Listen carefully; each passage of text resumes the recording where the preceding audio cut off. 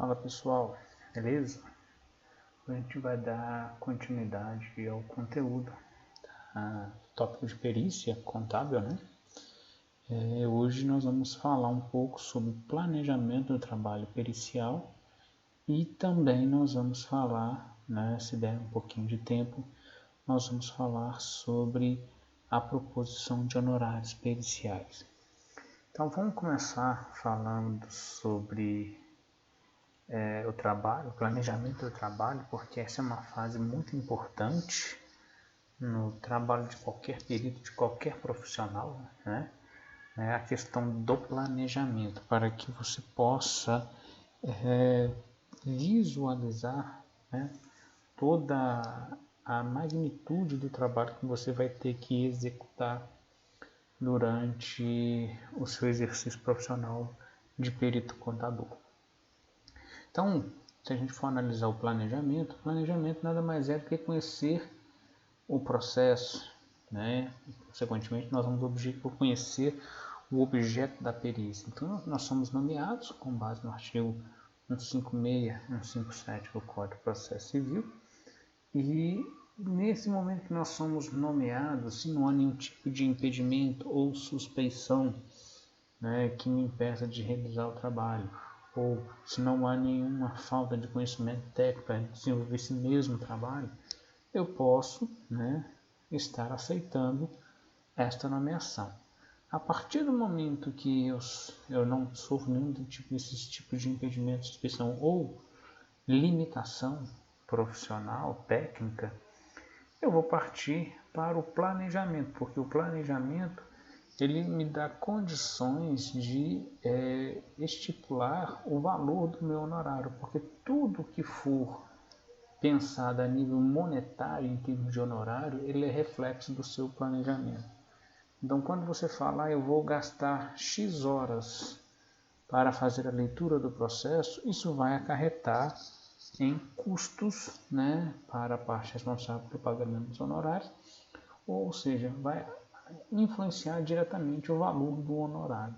Então, todas as etapas que o perito vai realizar durante a execução do seu trabalho, ele é previsto neste planejamento, que vai gerar como resultado, né, o valor nos honorários periciais.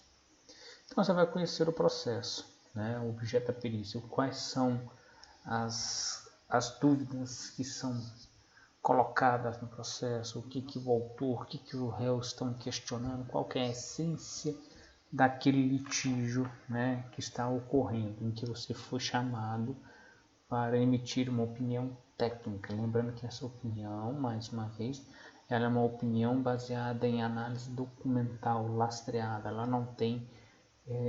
não é enraizada em juízo de valor, ok? Então, nesse planejamento, você vai definir a extensão e a profundidade do trabalho pericial em consonância com o objeto da perícia, ou seja, dada a complexidade ali que está sendo os assuntos e a complexidade da demanda, é que você vai determinar o quanto que você vai ter que aprofundar no trabalho. Se é 1 ano, 2 anos, 3 anos, 5 anos, 10 anos. Então, tudo isso é que vai dar a extensão, a profundidade do trabalho que o perito vai ter que demandar em cima daquele trabalho pericial. Definir todas as condições necessárias para a execução do trabalho pericial dentro do prazo estipulado. Ou seja, você vai trabalhar ali com definição dos seus ajudantes, das suas viagens, enfim, tudo aquilo que são necessários para que o perito desenvolva o trabalho. Então, você vai ter que fazer esse exercício também na hora de fazer o seu planejamento, definir quais são as condições mínimas necessárias. Se você vai ter ajudante, se você vai ter que fazer algum tipo de viagem para outra comarca, buscar documentos, enfim, tudo isso tem que ser previsto no trabalho. Estabelecer como ocorrerá a divisão das tarefas entre os membros da equipe de trabalho, sempre que o perito necessitar de auxiliares. Também, né, se houver auxílio de auxiliares, você também tem que prever qual é o papel de cada um. Lembrando que independente de você fazer ou não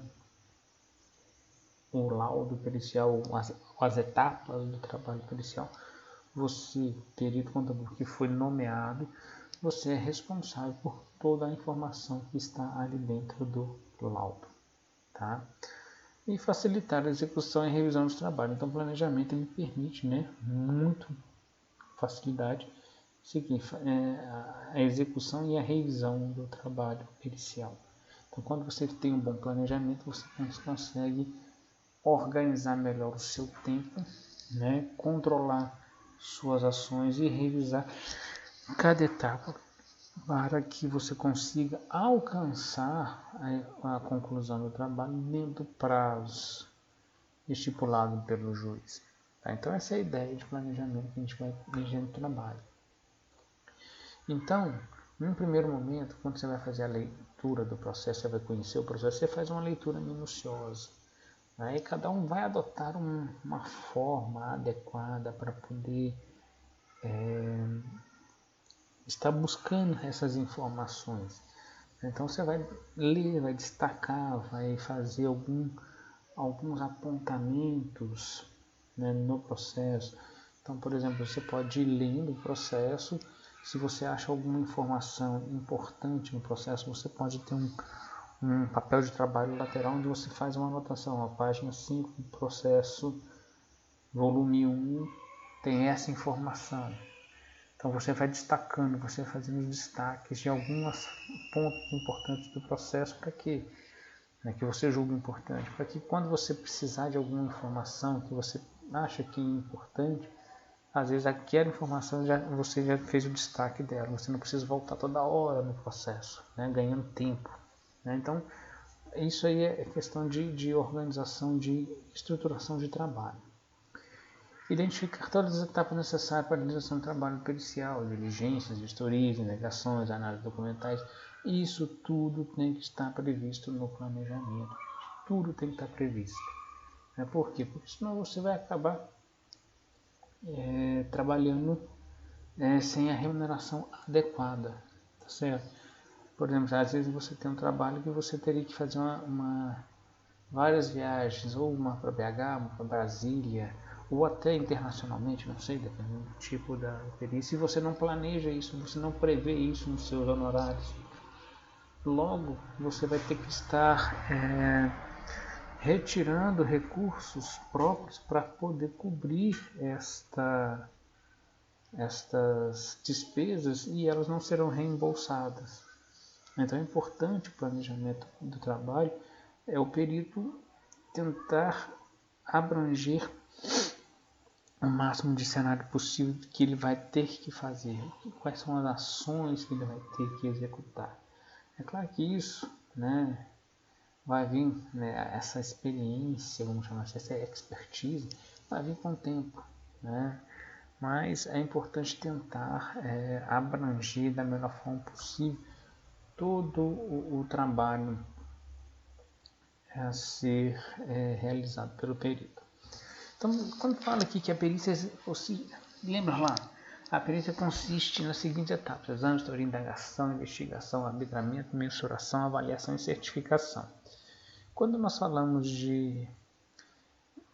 da legislação pertinente ao perito contador, nós falamos disso aqui também.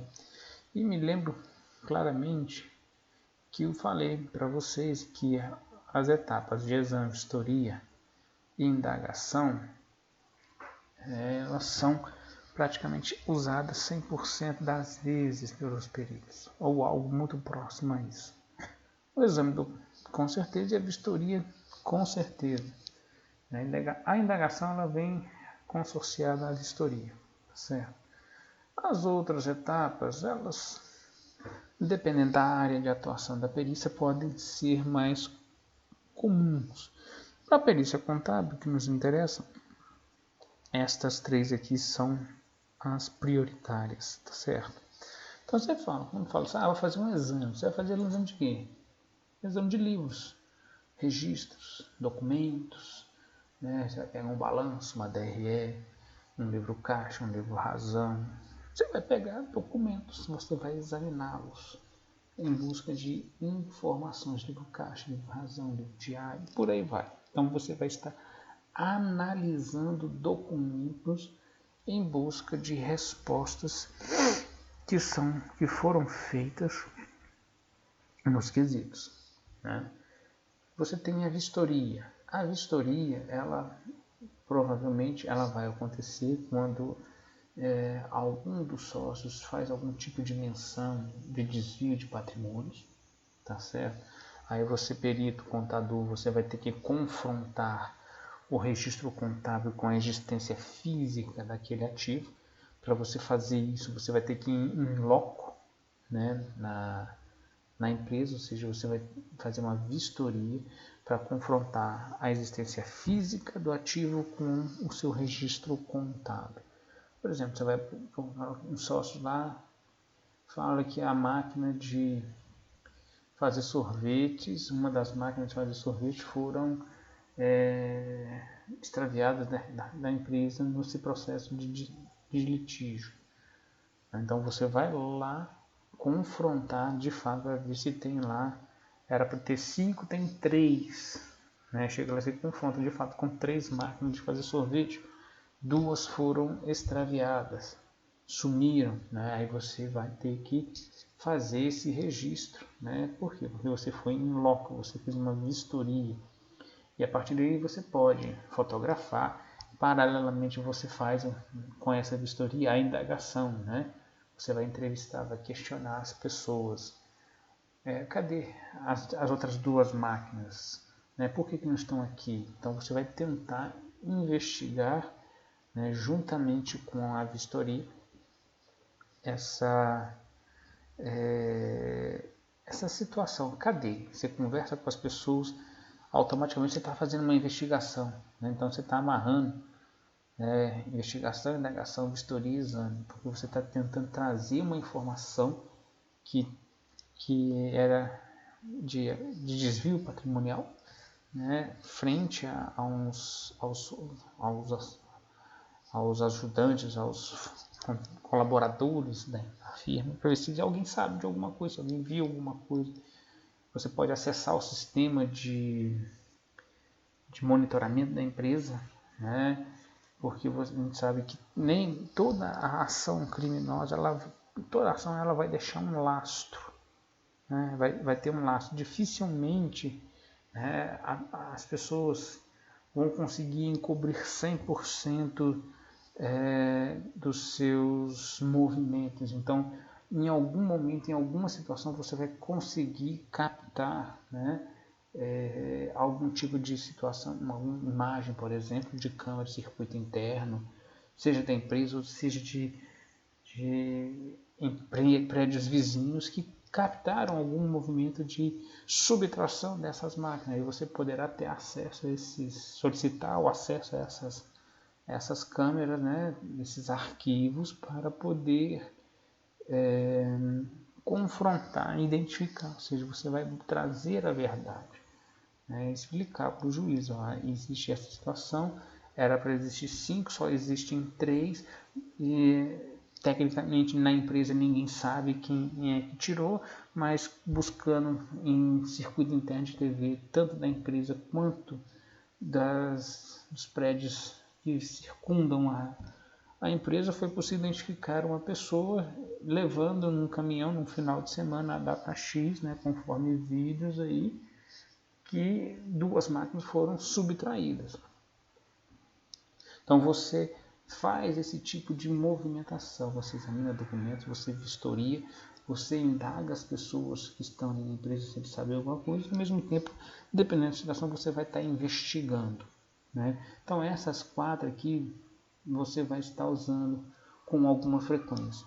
As 2 primeiras, em todos os processos você vai fazer exame e vistoria, né? A indagação ela está consorciada na vistoria. E a investigação, dependendo da situação, você vai ter que vai ter que usar esse tipo de procedimento para tentar trazer a verdade. Já as outras ações, né, vamos chamar assim, atividades, elas, para a perícia contábil, elas podem ser utilizadas, né, com alguma frequência, mas não necessariamente elas serão comuns, né? Mas elas podem ocorrer. Então você tem arbitramento, que é a ferramenta que possibilita determinar valores, as coisas a partir de critérios técnicos e científicos. Então você vai arbitrar um valor com um determinado ativo. Mensuração é o ato de quantificar e qualificar fisicamente as coisas. A avaliação é o procedimento que busca estabelecer valor para as coisas. E certificação é o ato de garantir que a informação nos autos ou em documentos possui veracidade, né? Nesse último caso aqui, dependendo da situação, você vai precisar de um profissional específico, né? Por exemplo, um grafotécnico, para ele dar a veracidade sobre a assinatura de uma determinada pessoa. Às vezes o cara assinou um documento, um cheque ou um contrato, enfim, uma cédula de crédito. Então isso existirá a necessidade de alguém que ratifique se aquela assinatura é verdadeira ou não.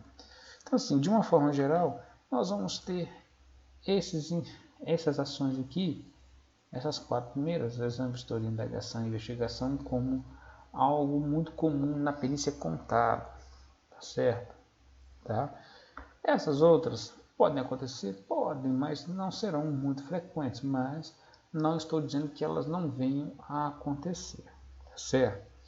Então, no caso do planejamento, né, para a gente finalizar essa ideia de planejamento, é importante a gente ter em mente que tudo que nós formos fazer no trabalho pericial, eles têm que estar previsto aqui no planejamento.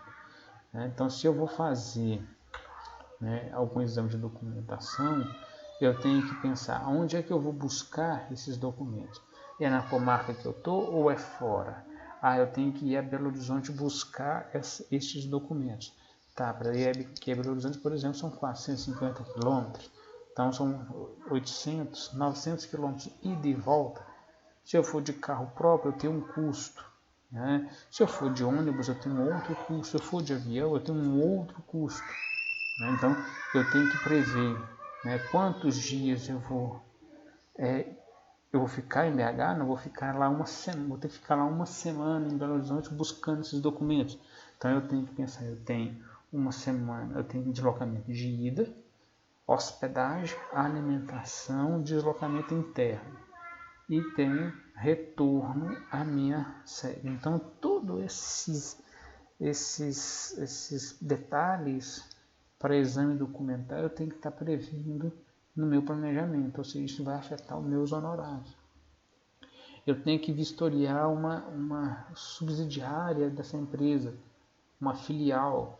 Essa filial fica onde? Fica lá em Uberlândia, tem que ir lá em Uberlândia. Então eu tenho que sair daqui, da minha cidade de origem, e ir para Uberlândia. São quantos quilômetros daqui em Uberlândia? São 1.500 quilômetros. Então é 1.500 quilômetros para a ida. Se eu for de avião é um custo, de carro é outro, né? De ônibus é outro.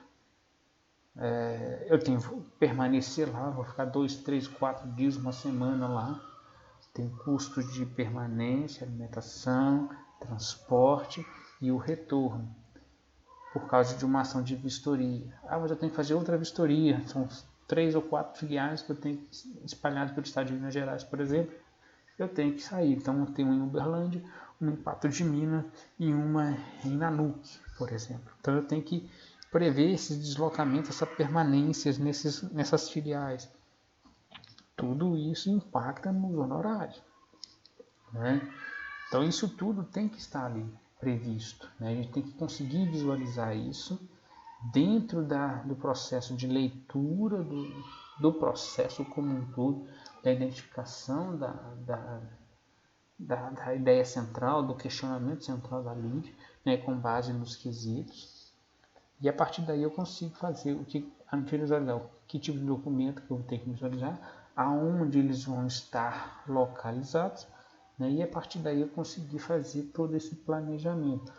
E, além disso, se eu haver necessidade de algum tipo de vistoria nessas filiais que eu disse que estão espalhadas, Patos, Minas, Uberlândia e Nanuque, eu vou ter que fazer um cronograma de viagem, estadia lá, e isso vai impactar onde? Nos meus honorários, tá certo? Então é importante, o planejamento ele é muito importante para o perito, para ele minimizar as perdas financeiras que ele possa ter a partir de um planejamento inadequado, certo? Como eu disse, um bom planejamento, ele vai vir com o tempo, tá certo? À medida que você for trabalhando como perito, for ganhando experiência, o seu planejamento tende a ser mais apurado, mais limpo, mais preciso, né? Sendo mais econômico, enfim, alcançando uma eficiência maior na previsão. Naturalmente, no início, você pode estar sub ou superfaturando, avaliando o seu planejamento, consequentemente seus honorários. Tá? É natural, porque é um processo de aprendizado. Então, à medida que você vai avançando no conhecimento, na expertise, a sua previsão de honorário do planejamento eles têm que ser mais eficientes, mais próximo de fato da realidade. Então, como eu disse, essa questão do planejamento ele vai afetar diretamente os honorários periciais, eles estão intimamente ligados. Um planejamento bem feito, ele vai me trazer um honorário adequado. Um planejamento mal feito, subnotificado, abaixo do que de fato deveria ser feito, vai me trazer prejuízos financeiros. Um planejamento super avaliado, ele vai me trazer um ganho a mais no honorário pericial. Mas isso pode acarretar em prejuízos, enfim, para as partes, enfim. A ideia é tentar trazer para vocês, neste tópico aqui, vamos falar de honorários consorciado a planejamento, é tentar fazer o melhor ajuste possível, ter um planejamento mais certinho possível para que os seus honorários sejam o mais corretos possíveis, o mais honestos possível, sem que você tenha uma perda financeira por falta de um bom planejamento, ou que você infle demais os seus honorários desnecessariamente e obtenha um ganho exorbitante desnecessário, tá? De forma a provocar em vocês essa reflexão de ter um bom planejamento. Então, os honorários é a parte que todo mundo se pergunta na perícia se vale a pena ou não. Tecnicamente vale a pena, mas repito, não é um tipo de profissão, de atuação profissional que você vai ter frequentemente. Por quê? Porque nós somos auxiliares eventuais da perícia. Então, ou seja, nós só vamos aparecer, seremos demandados se e somente se existir algum tipo de demanda na justiça e que requeira a opinião de um profissional específico, no caso aqui, o contador. Então, se não houver, não haverá perícia. Isso é simples assim, muito direto. Então, você não pode ter em mente que você poderá viver de perícias, pelo menos no interior, acredito eu que não seja possível. Numa capital grande como São Paulo, Rio, Brasília, ou outras grandes capitais, talvez isso seja possível. Você está sempre atuando em várias perícias e conseguir tirar uma remuneração adequada. Mas, do contrário, no interior é difícil você falar que vai viver somente de realização de cálculos periciais. Tá? Então, o honorário nada mais é do que a remuneração do perito e do assistente técnico pela prestação de serviço à justiça e às partes. Ele deve ser elaborado com base no volume dos trabalhos a serem realizados pelo perito e a ser apresentado em juízo às partes para negociação. Então, na realidade, como nós somos auxiliares eventuais, não é porque nós dissermos que o nosso honorário é de 10 mil reais, por exemplo, é que será definido 10 mil reais. Existe um processo de negociação. Tá certo? É um processo de negociação dos honorários periciais, como qualquer outra profissão. Tá certo? Então, assim, você vai propor um honorário com base em alguma atividade, no seu planejamento, e vai apresentar, essa é a minha proposta, não dizer proposta de honorários. Normalmente haverá sempre uma negociação, normalmente para menos, sempre. Então, assim, é uma relação de negociação entre o perito e a parte, o partes responsável pelo pagamento dos honorários. Então, antes de aceitar o trabalho pericial, é importante ratificar que o perito sempre deve analisar quem são as partes envolvidas no processo, para que isso não prejudique sua independência nem a elaboração do laudo pericial. Feita essa avaliação inicial, outra etapa é verificar se possui conhecimento dessa organização do trabalho. Ou seja, antes de fazer qualquer manifestação acerca de honorário, você tem que verificar se você tem algum tipo de impedimento ou suspeição. Artigo 144 a 141 do Código de Processo Civil. Né?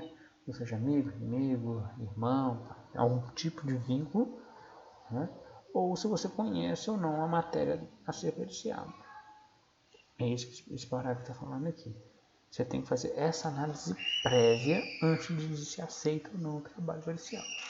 Não havendo impedimento de suspensão e não havendo limitação técnica, você pode fazer naturalmente a sua proposta de honorários às partes para que elas julguem, né, e façam uma contraproposta ou aceitem a sua proposta, tá certo? Mas essa análise prévia aqui é muito importante para que o seu trabalho não seja enviesado.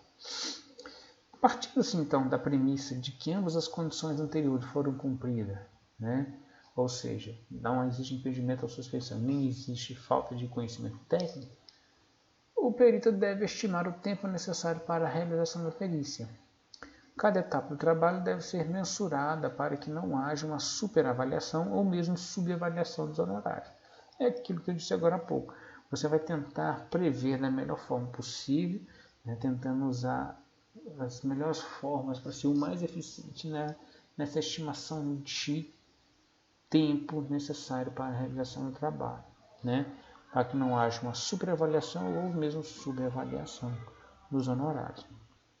Como eu disse também, no início da profissão, ele deve incorrer em uma apresentação de honorários não compatíveis com o volume do trabalho.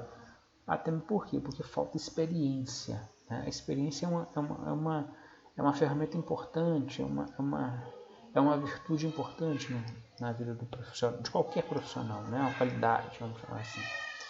Então, essa experiência, essa vivência, ela vai vir com o tempo. E somente o tempo que vai te dar essa condição de evitar a super ou a subavaliação dos honorários. É só o tempo, né? Você vai ganhando expertise nesse tipo de procedimento e você minimiza os erros, né? Ou as subavaliações dos honorários. A proposição dos honorários periciais, ela deve levar em conta. Isso tudo aqui, já falei para vocês, né, na aula passada eu falei também quando falei da legislação pertinente ao perito contador, especificamente as resoluções do conselho, né, que trata da perícia do perito. Ou seja, a gente tem que imaginar o seguinte, para a gente pensar em termos de honorário e, consequentemente, planejamento, a gente tem que pensar nessa relevância, no vulto, na complexidade dos serviços que a gente vai executar. Quanto mais complexo, mais trabalho isso vai dar, tá certo? Então, isso acaba onerando o trabalho pericial. As horas que serão consumidas em cada fase do trabalho, porque às vezes você tem um processo aí de 10.000 páginas, então você vai perder muito tempo, ou melhor, você vai gastar muito tempo na leitura do processo, tá certo? Ou às vezes a parte operacional, a resposta dos quesitos, você tem 50, 100 quesitos a ser respondidos, então você vai demandar muito tempo para operacionalização. Então você tem que analisar enquanto profissional, né, todo esse cenário que você vai estar sendo apresentado a você, para que você possa tentar estimar da melhor forma possível a questão dos honorários. A qualificação do pessoal técnico que irá participar da execução do serviço, né? Quem é que vai trabalhar? Você vai trabalhar sozinho? Então é uma coisa, então você não precisa se preocupar com ele. Ah não, você vai ter alguns auxiliares te ajudando. Ah, você tem auxiliares com qualificações distintas, cada um tem um custo, enfim. Então você tem que considerar isso também, se você vai ter 2, 3, 4 auxiliares, cada um com talvez com o mesmo custo ou com custos diferentes, isso também tem que ser previsto, né, dentro dos honorários. O prazo de entrega do laudo, o prazo que o juiz determinou, são 60 dias, tudo isso aqui tem que caber em 60 dias, né, ou 90 dias, enfim, depende do prazo do processo. A forma de reajuste dos honorários, se houver, tem que tentar prever isso. E um lugar onde serão prestados serviços, né? Como eu disse agora há pouco, às vezes eu vou ter que fazer viagens, então tem que prever deslocamento de ida e volta, hospedagem, alimentação, locomoção interna, enfim. Todos esses custos, né, têm que ser previstos na hora de fazer o planejamento e, consequentemente, vai afetar os honorários periciais. Então, isso tudo, o perito tem que fazer toda essa previsão em 5 dias. Em 5 dias. Ele tem 15 dias para fazer a sua escusa em termos de impedimento ou suspeição. Mas ele tem 5 dias para dizer se aceita ou não e apresentar a proposta de honorário. Então, ele tem 5 dias para fazer toda essa análise complexa do esforço que ele vai ter que fazer, entendeu? Então, aí nós temos outros aspectos importantes na elaboração do honorário. Então, nós temos que pensar na retirada e entrega do processo ou procedimento, ou seja, o tempo que eu vou gastar. É claro que nessa questão da pandemia, isso pode mudar um pouco, tá certo? Você tem aí, talvez, o perito possa ter acesso online aos processos, né? Então isso não demanda deslocamento, perda de deslocamento, de tempo em deslocamento até a comarca, enfim. Tudo isso tende a desonerar um pouco a questão dos honorários. Outras questões podem onerar mais, enfim. O perito tem que estar atento a essas nuances. A leitura e interpretação do processo, isso faz parte. Como eu disse, você tem um processo de 1000 páginas, você vai gastar aí 20 horas, 30 horas para ler o processo. Um processo de 200, 300 páginas, você vai gastar aí 2, 3 horas, 4 horas no máximo, talvez. Né? Elaboração dos termos de diligência para arrecadação de provas, comunicação às partes, terceiros e peritos assistentes. Então, toda a parte de comunicação legal que o perito tem que fazer. Né? Também isso gasta tempo. Diligências, o que você vai ter que fazer, deslocamento para firma, filiais, cidades vizinhas, enfim. Pesquisa documental, exame de livros contábeis, fiscais societários, elaboração de planilhas de cálculo, quadros, gráficos, simulações de análise de resultados. Elaboração do laudo propriamente dito, né? Você tem que prever quanto tempo você vai gastar. Reunião com o perito assistente, quando for o caso, você pode prever que vai gastar 1, 2 horas, 3 horas, enfim, fazendo reunião com os assistentes técnicos, se você assim, achar que é prudente. Revisão do laudo, então você tem que ter um tempinho de fato para você rever o seu laudo, ver se está tudo certo, se tem alguma coisa errada, alguma incongruência, né? Prever as despesas de viagem, pedágio, alimentação, ou os trabalhos com despesas supervenientes, enfim. Então, a proposição do horário, ela é complexa, né? Ainda mais porque você tem que fazer isso em 5 dias, contado da sua despacho, da sua intimação, da sua nomeação. Então, você tem que ter uma visão macro muito grande, muito dinâmica do que você vai ter que fazer, certo? E isso pode, como eu disse no início, os peritos iniciantes ou superavaliar o valor dos honorários. Né? Somente a prática é que vai dar ao perito essa dosagem certa de elaboração dos honorários. Né? Cabe aqui destacar que o perito sempre deverá, olha a palavra, sempre, deverá solicitar o depósito antecipado para não incorrer no não recebimento após a finalização do laudo. Então, olha só, lembra lá quando nós falamos do artigo 82, quando falamos da legislação pertinente, que todas as pessoas no processo, elas são obrigadas a antecipar as despesas que são necessárias no processo. Ele deu o exemplo do oficial de justiça, ele só sai do fórum para ir fazer uma notificação quando você paga as despesas dele. O perito é a mesma coisa. O perito ele só deve começar a trabalhar no seu laudo pericial quando ele receber os honorários antecipados em conta judicial, certo? Porque se você não faz isso, né, o seu prazo já começa a contar na data que você aceitou o trabalho, né, e o cara ainda não te pagou. O cara vai te pagar talvez daqui a 30 dias. Então e o laudo é para 30 dias, ou até menos. Então o que acontece? Você pode correr o risco de entregar o laudo e não ter o dinheiro na conta em juízo para receber. E você ficar sem receber.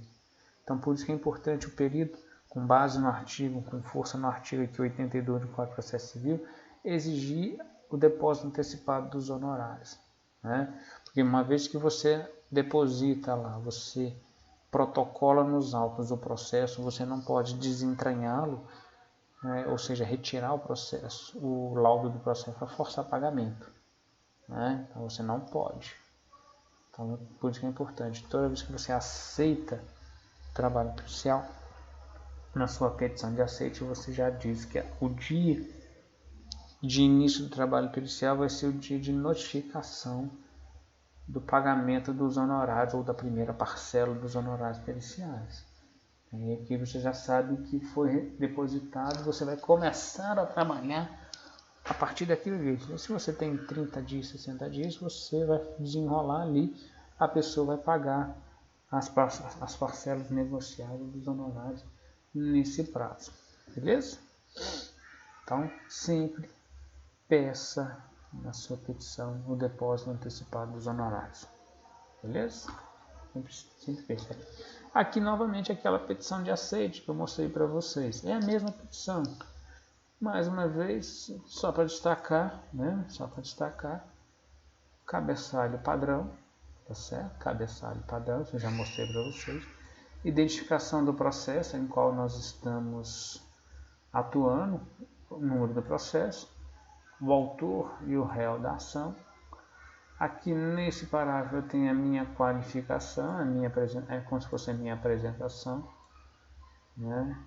Aqui neste primeiro parágrafo, no tópico 1, nós estamos falando basicamente que a perícia ela é importante, ela tem complexidade, aquela coisa toda.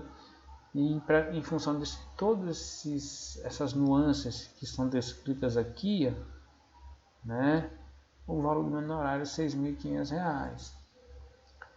Aí no segundo parágrafo, como eu disse para vocês também, não é porque nós estamos nós estamos colocando essa informação aqui que ela será garantida automaticamente ao perito. É a questão dos quesitos suplementares, como eu já disse também, é porque, dada a discricionalidade que o juiz tem, ele pode entender que esse valor de honorário aqui, esses R$ 6.500 que nós estamos falando aqui nesse exemplo, algum juiz pode entender que esses quesitos suplementares eles já estão aqui dentro. Outros podem entender que não contempla, aí a gente faz justo. Então, a gente tenta amarrar da melhor forma possível, né, essa questão aqui, mas não necessariamente isso vai ser garantido, que vai acontecer essa complementação de honorários. Vamos dizer assim, 50% de chance. E o último tópico aqui, como eu já falei para vocês, é o prazo não menos importante, mas tão importante quanto, ou quiçá o mais importante numa petição de aceite, é a parte onde eu falo do prazo que eu quero para fazer o laudo pericial, caso o juiz não tenha determinado, tá certo? Ou caso ele tenha já determinado, esses dias vai ser aqui. E por fim eu peço aqui, que a pessoa, né, antecipe, né, que o prazo aqui, melhor dizendo, o prazo de trabalho para início do trabalho pericial de produção de provas e entrega do laudo pericial deverá ser contada a partir do momento de notificação do depósito da primeira parcela ou do honorário, conforme artigo 82. Ou seja, quando a pessoa depositar o honorário, né, porque o Código de Processo Civil me garante isso, porque toda pessoa tem que antecipar as despesas, é que eu vou começar. Então é importante a gente falar do prazo que a gente quer e que esse prazo ele só vai começar a valer mesmo quando isso aqui acontecer. Tá certo? Quando isso aqui acontecer. Quando for notificado do depósito da primeira parcela. Então, eu pedi, o cara só vai me depositar no mês que vem, então meu prazo vai começar a só contar a partir do mês que vem. Né? Então é isso, é essa a ideia que a gente tenta amarrar. Porque senão, nós não fizermos isso aqui, nós vamos ter, nosso prazo já começa a contar, vamos supor aqui nessa data aqui, no dia 21 de novembro. E nós não queremos isso. O cara vai gastar um mês, só 21 de dezembro, então que o prazo comece a ser contado a partir de 21 de dezembro desse mesmo ano. Tá? Então essa é a ideia, essa é a petição de aceite que eu mostrei para vocês.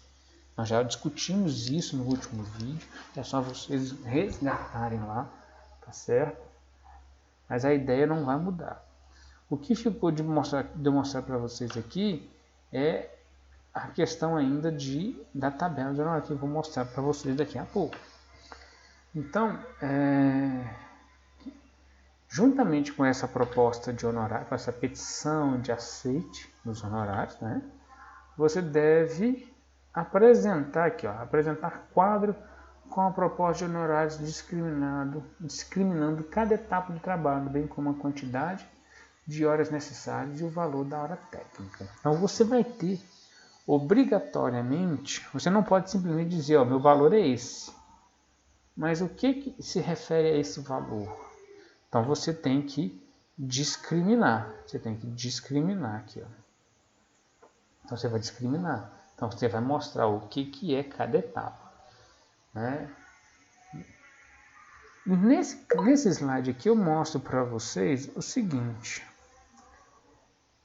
Uma demonstração, um detalhamento da composição do quadro de honorários. Mas veja bem, aqui está uma forma simplificada. Você poderia fazer algo mais detalhado? Sim, você pode detalhar, né? Pode detalhar mais o seu honorário. Nada te impede. No entanto, aí fica um bizu, né? Por experiência própria, né? De quem já trabalhou nessa área. Quanto mais você detalha em termos de honorário pericial, mais você abre questionamentos da necessidade, né, daquelas ações estarem ali. Então, eu não vejo como necessário, né, você ficar abrindo muito a proposta, a demonstração do honorário. Né? Como eu disse, por experiência própria, em uma perícia em que trabalhei, né, houve um detalhamento muito grande, uma preocupação muito grande em detalhar, ser o mais transparente possível na perícia. Então, houve alguns questionamentos das partes, etc, etc.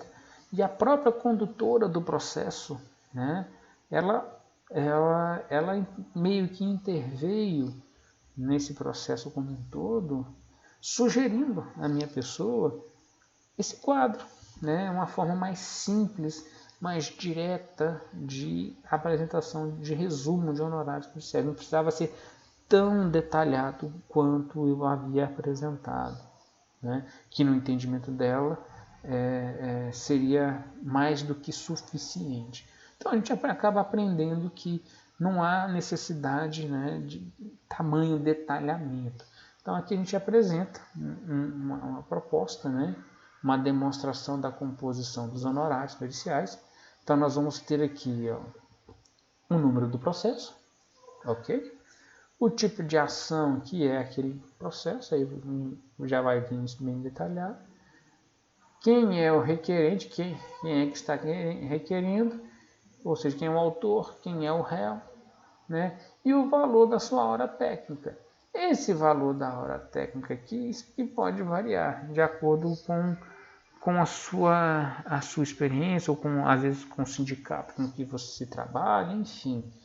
isso tudo pode variar. E essa hora técnica é que vai afetar, né, o valor dos honorários. Por exemplo, aí a gente vem para o quadro orçamentário, ou seja, para a discriminação das etapas. Então eu vou ter aqui, ó, estudo e manuseio do material, /processo. Vou gastar 2 horas, por exemplo. Né? Então 2 horas vezes R$200, vou gastar essas 2 horas de leitura vão me custar R$400. Diligência e prova pericial, 2 horas, 400. E assim sucessivamente. Né? Então aqui nós estamos aqui, ó, por exemplo, gastando, o maior peso aqui está com o auxiliar do perito, ele gasta mais horas, tá certo? A elaboração, as pesquisas e os cálculos contábeis, né? Essa parte aqui, que é a parte operacional, vamos dizer assim, é que pesa um pouco na elaboração do processo como um todo, do honorário. Tá? Então, assim, então, dependendo do tipo do processo que você vai estar trabalhando, isso aqui vai mudar. Isso aqui vai mudar, certo? Você vai ter, como eu disse, um processo de 1000 páginas, você vai gastar 20 horas de leitura. Você vai ter que pesquisar e viajar, fazer diligências em 3, 4 filiais espalhadas pelo estado. Então isso aqui muda. Automaticamente isso aqui também muda, porque você vai ter mais tempo para fazer pesquisa, análise de documento, fazer cálculos matemáticos, estatísticos, a elaboração do laudo, revisão do laudo, auxiliar, enfim, tudo isso é afetado. Quanto maior a perícia, maior são essas horas demandadas, e isso vai afetar esse valor dos honorários aqui. Mas o que fica aqui não basta apenas eu apresentar isto aqui. Não basta eu apresentar apenas essa petição.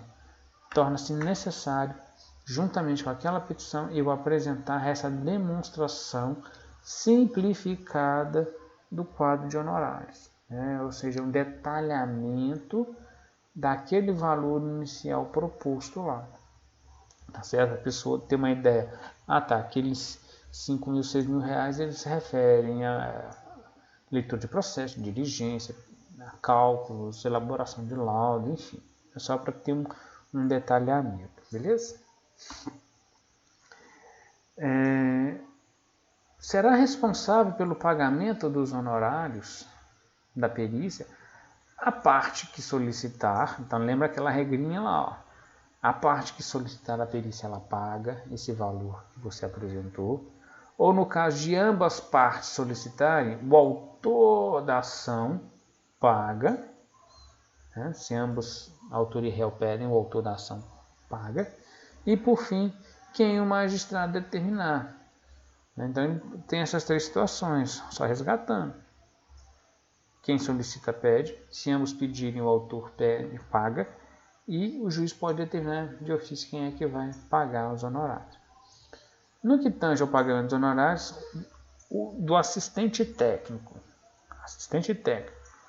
O enunciado 341 do TST de 9 de março de 95, referente ao honorário do assistente técnico, comenta que a indicação do perito assistente é facultada à parte. Aquilo que eu disse, ela é facultada. O assistente técnico é uma pessoa optativa, a qual deve responder pelos respectivos honorários, ainda que vencedora no objeto da perícia.